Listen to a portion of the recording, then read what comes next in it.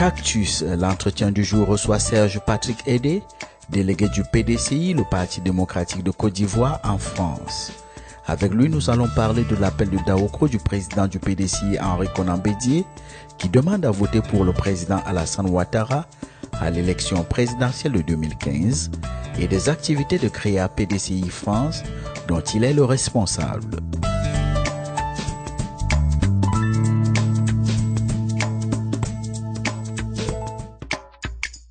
Serge Patrick Edé, l'appel de Daokro à voter pour Alassane Ouattara suscite beaucoup de réactions au sein de votre parti politique, le PDCI. Est-ce que vous trouvez que c'est un bon choix? Oui, je vous remercie pour cette question. L'appel de Daokro est un bon choix. D'ailleurs, je profite au passage pour saluer la sagesse et la vision d'un grand homme, le président Henri Konan Bédié, pour ce choix. Le choix qu'il a fait en appelant à ce que le PDCI se rassemble autour des valeurs, surtout, non seulement le PDCI, mais les partis politiques au sein du RHDP se rassemblent autour des valeurs qui nous réunissent. Alors, qui sont ces valeurs? Vous savez, l'histoire nous rappelle, De Gaulle a eu la France, ou plutôt la France a eu De Gaulle. Et en Côte d'Ivoire, nous avons eu Houphouët-Boigny. Et aujourd'hui, Bédié est sur les traces d'Houphouët-Boigny. Il a vu que construire une nation, il faut que les enfants de cette nation se retrouvent autour des valeurs. Aujourd'hui, tout ce qui nous rassemble au sein du RHDP, c'est Houphouët-Boigny. Nous sommes tous des fils d'Houphouët-Boigny. Donc, c'est un grand homme qui a une vision d'État, une vision salutaire, une vision et une sagesse qu'aujourd'hui je rends hommage. En appelant à la candidature unique pour soutenir le président Alassane Ouattara aux élections de 2015, c'est appeler à la prospérité de la Côte d'Ivoire, à la stabilité de la Côte d'Ivoire. Et d'ailleurs, j'invite tous ceux qui ne sont pas encore convaincus que c'est ensemble que nous devons construire ce pays, qu'ils viennent se joindre à nous pour qu'ensemble nous puissions évoluer sur cet appel de Daokro. L'appel de Daokro est un très bon appel. Que répondez-vous à ceux qui estiment que le président Henri Konan Bédié n'a pas tenu compte de l'avis de tous les caciques du PDCI pour prendre cette décision? Pouvez-vous penser et imaginer un seul instant qu'un homme d'État à l'envergure du président Bédié puisse prendre des décisions à la sauvette ou sans réfléchir? Non, je ne pense pas. Le président a pris le temps de la réflexion, a consulté.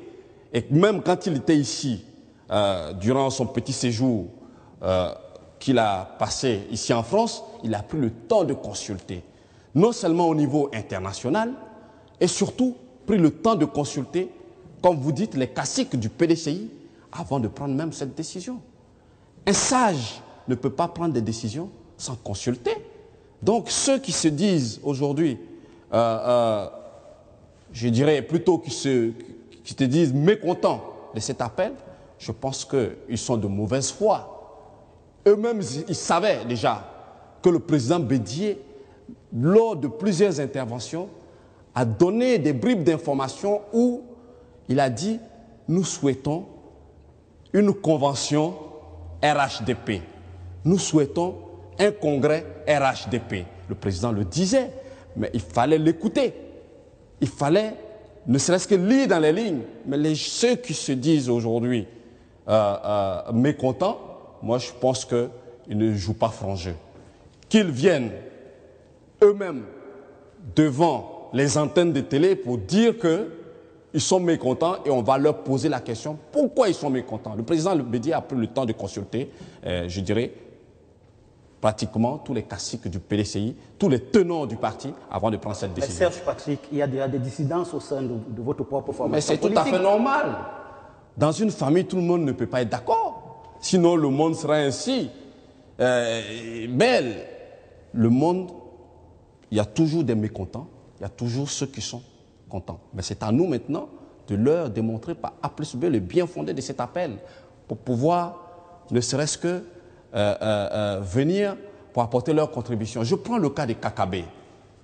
Voilà quelqu'un qui aujourd'hui a participé au renouveau du PDCI RDA, et puis au bout d'un moment, s'est présenté sous la bannière du RHDP, qui a été élu et qui siège au Parlement, dans le groupe parlementaire du PDCI, et aujourd'hui, qui s'insurge contre cet appel. Comment pouvez-vous expliquer quelqu'un qui est dans une famille politique et qui ne pousse plus les idéaux de cette famille politique, reste toujours dans cette famille politique? Moi, je demande plutôt à Kakabe, il y a deux choses. Soit qu'il démissionne, soit qu'il rentre dans les rangs. Il ne peut pas être dans l'équipe, dans la famille politique, dans une équipe de football, et puis jouer contre cette équipe et vouloir coûte que coûte marquer contre son camp. Cela est inadmissible. Mais certains militants de votre parti politique pensent que si vous ne présentez pas un candidat aux élections présidentielles, le parti risque de mourir. Mais le parti ne peut pas mourir. Un parti ne fait qu'évoluer et s'adapte à les situations. Le parti PDCI, comme je le disais dans mon introduction, nous sommes tous des enfants de Fouet-Boigny. Le RDS est sorti du PDCI. Le MFA est sorti du PDCI. L'UDPCI est sorti du PDCI. Si aujourd'hui nous avons trouvé bon de mettre en place une plateforme pour se retrouver, je pense que c'est une bonne chose et c'est salutaire. Donc, ceux qui sont au sein de ce mouvement RHDP doivent se dire qu'ils sont tous issus du PDCI. Le PDCI est en mutation générationnelle. Nous devons nous y faire et s'adapter pour permettre à ce que ceux qui arrivent puissent nous comprendre. Le PDCI ne mourra pas. Le président a souhaité un parti unifié PDCI-RDR. Et cela est une bonne chose. Parce que nous sommes tous des enfants de Fouet-Boigny et nous devons tous nous retrouver autour des valeurs qui nous rassemblent. Vous, en tant que jeune militant du PDCI, vous comprenez l'alliance entre Alassane Ouattara et Henri Konan Bédié? Mais l'alliance est une très bonne alliance. Pour construire une nation, il faut des forces vives de la nation. Le président Bédié, ayant gouverné la Côte d'Ivoire, connaît les arcanes du pouvoir. Aujourd'hui, passe le flambeau, le témoin. Nous parlons de démocratie, mais c'est là le symbole même de la démocratie. Passe le témoin à son jeune frère, ce qu'il appelle mon jeune frère. Il passe le témoin à son jeune frère. Nous devons saluer cela. Mais est-ce que cela ne fragilise pas le parti, le PDCI? En aucun cas. Cela ne peut pas fragiliser le PDCI, puisqu'il a souhaité un parti unifié avec une gestion une alternance de gestion en 2020. Donc cela ne peut pas fragiliser le PDCI. C'est une coalition qui gouverne. Nous devons consolider cette coalition. Bien sûr, il peut y avoir des réglages qu'il faut apporter. Et croyez-moi qu'ils sont en train de réfléchir pour apporter ces réglages, pour que tout le monde s'y retrouve. Cactus, l'entretien du jour fait une pause. Retrouvez la suite dans un instant.